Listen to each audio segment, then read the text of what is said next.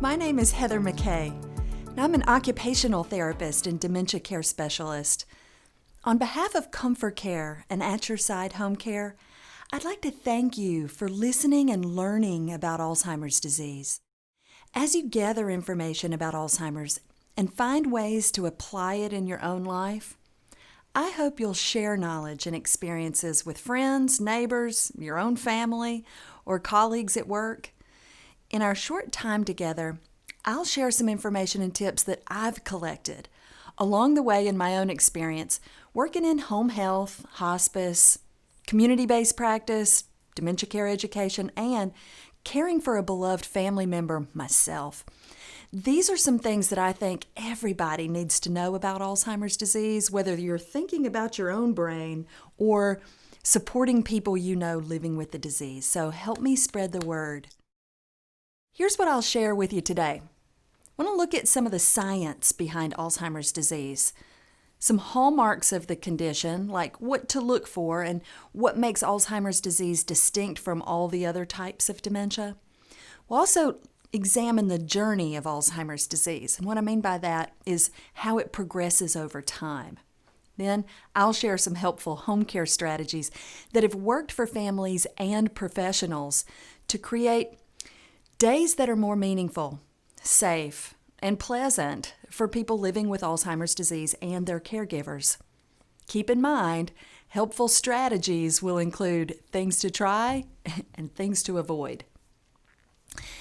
Imagine you're sitting with a friend at her kitchen table, talking about dementia caregiving.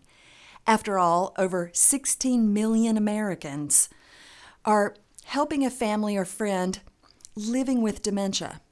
In fact, the majority of dementia care is done unpaid by family and friends.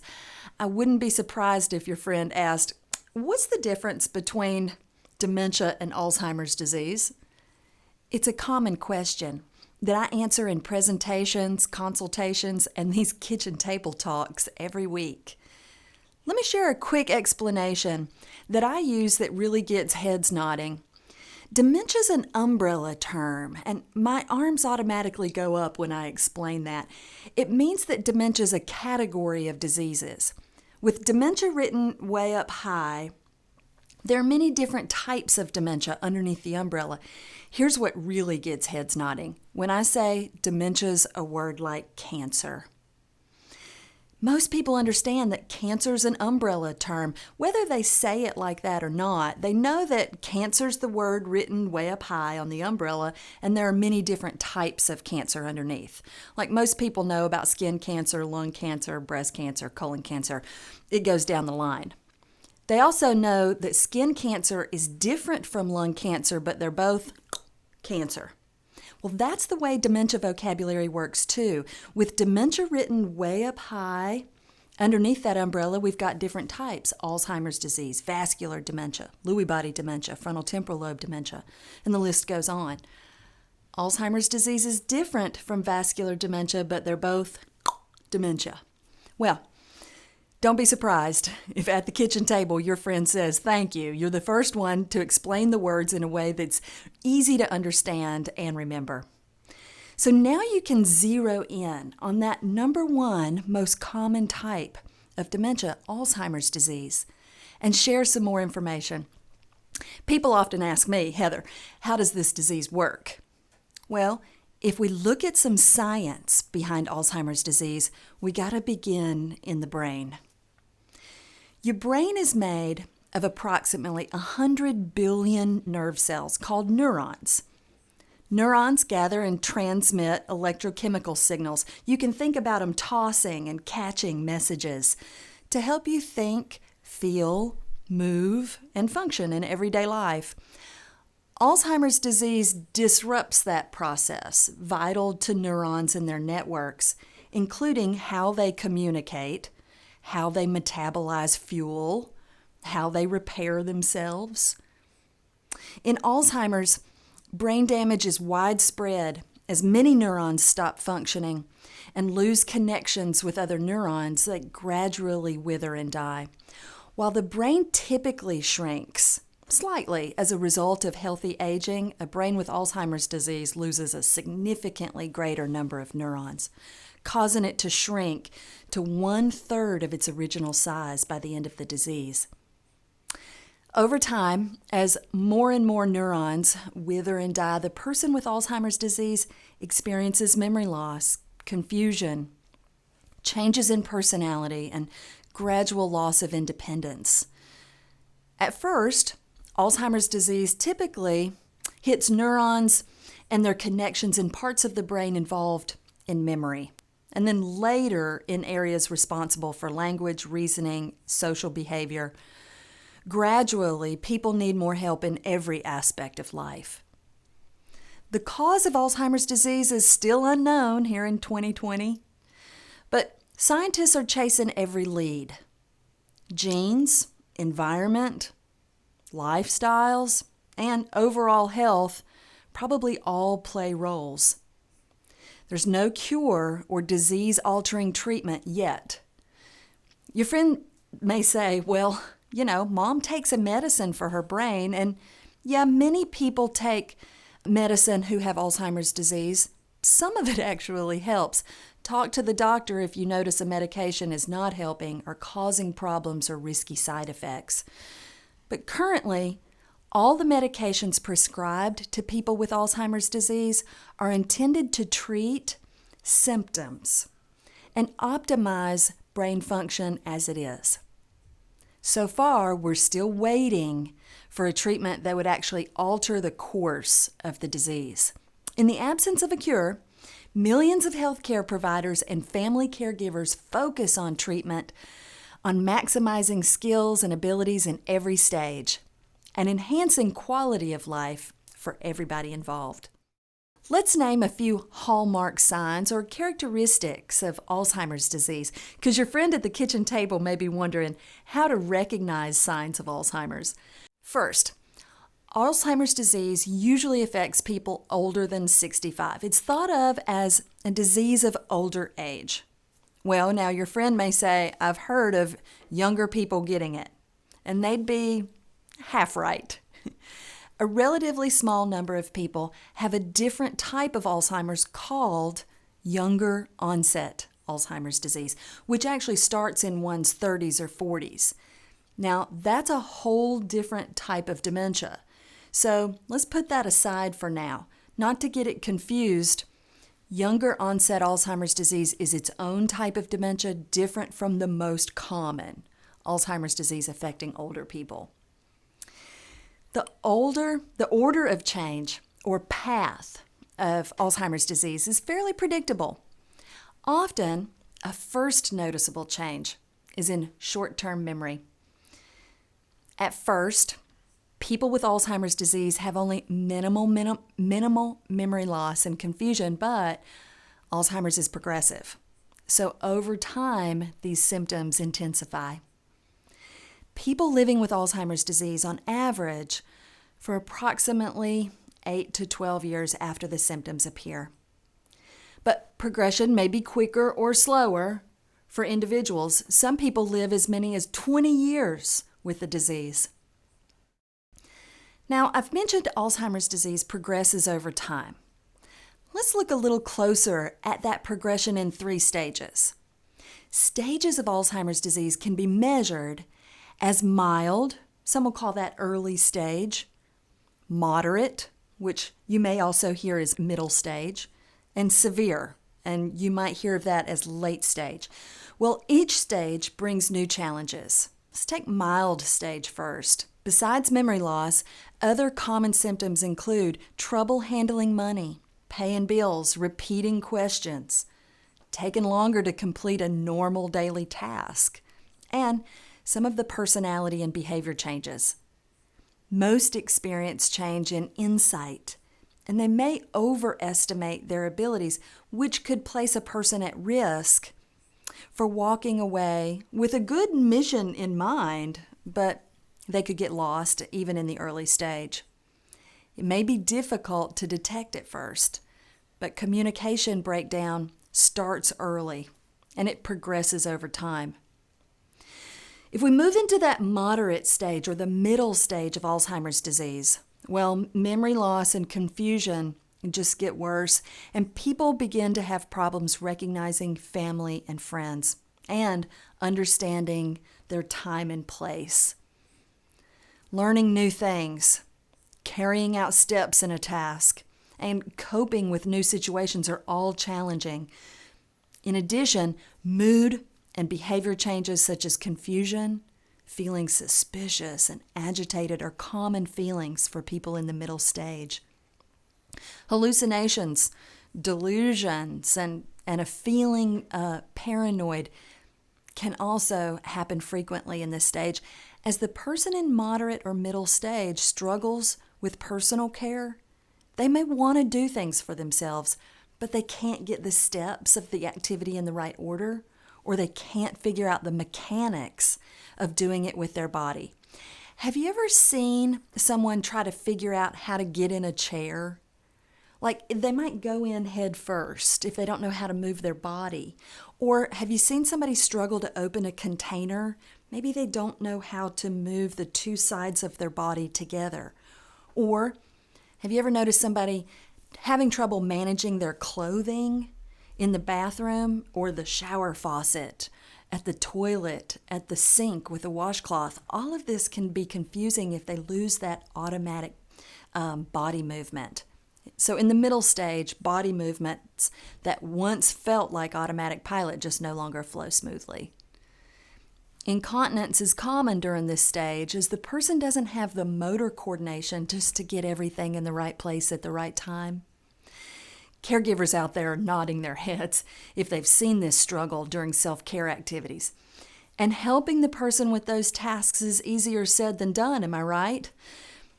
The caregiver's challenge is compounded because communication is more difficult in the moderate stage, as the person struggles to find their words and understand what they hear.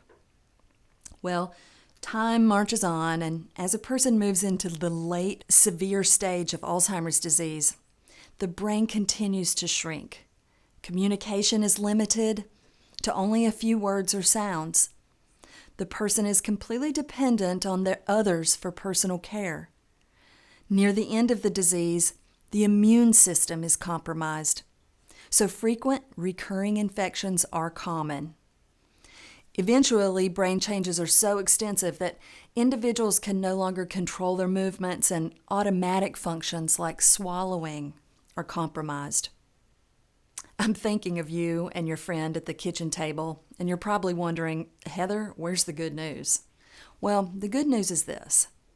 Over years of research, people with dementia, families, and professional caregivers of all stripes have discovered effective strategies to improve life for people living with Alzheimer's disease and their caregivers. Many of the most effective home care strategies don't involve a medicine. After all, there's no magic pill to fix dementia. So we call these non-pharmacological approaches. For example, seeing the world from the perspective of those living with Alzheimer's disease helps us create days that are more meaningful, safe, and pleasant for everyone. While the days can be long, working with someone's remaining strengths, adjusting our own behavior, and modifying environments can help us create better days together. If you're caring for someone with dementia, consider these strategies. It's helpful to break down tasks into doable steps. One of the most common mistakes that I run into is when I see caregivers give too much information. I'm thinking of a caregiver who arrived to take her mom to an appointment.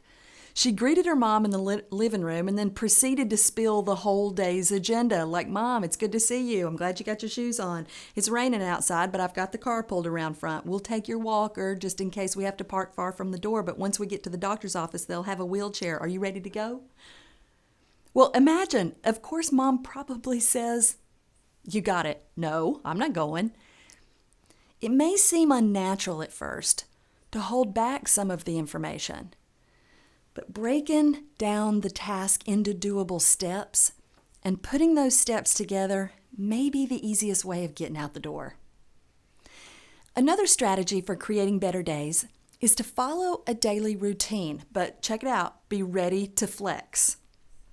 Have you ever heard a caregiver say, "We need to accomplish our work in the morning because after lunch, my husband likes to take a rest for a couple hours, read the paper, watch the news, help me with dinner, and we dine with the early birds."